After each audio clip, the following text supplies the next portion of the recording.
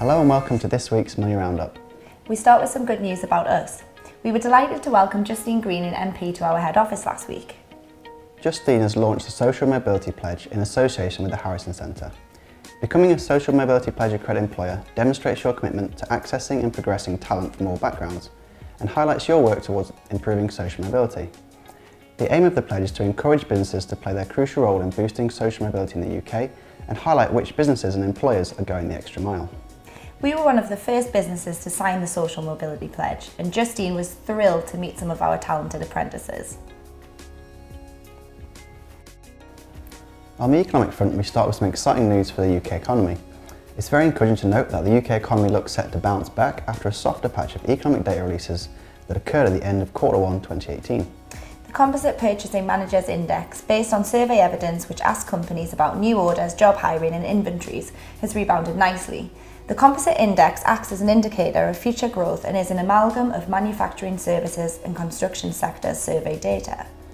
The forecast for the PMI was 53, and any number above 50 indicates expansion. The official reading came in much higher at 54.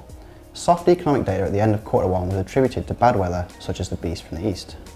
The services component, which accounts for the bulk of UK economic growth and dominates the survey, results were also very strong. It is back to business for the UK, indicating we are out and about spending more and enjoying life.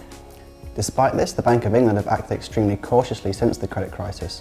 They don't want to take risks with growth, preferring to examine deeper issues to determine whether there are factors at work other than weather-related effects. In addition to good UK news, there's also good news for those in the USA. The Bureau of Labour Statistics in the US has released their monthly report showing changes in employment. The figures released have been surprisingly good, sending a clear message that the labour market in the US remains strong. Unemployment is at 3.8%, the lowest level in over 18 years. Despite everything that is going on with the perceived political turmoil, the jobs market is doing well. 223,000 new US jobs were added in May, more than the 190,000 forecast. Can this momentum be sustained? We'll keep you updated. If the pace of the US labour market does keep improving, downward pressure on unemployment and upward pressure on wages will intensify. For now, the current pace of wage growth is still too low for the Fed to achieve their target inflation of 2%. With labour market data for May being better than expected, market participants are forecasting a high chance of an interest rate rise taking place at the next Fed meeting on Wednesday, 30th of June. Subscribe to the True Potential Investor YouTube channel to learn more, and for further information on these stories, please go to blog.tpinvestor.com.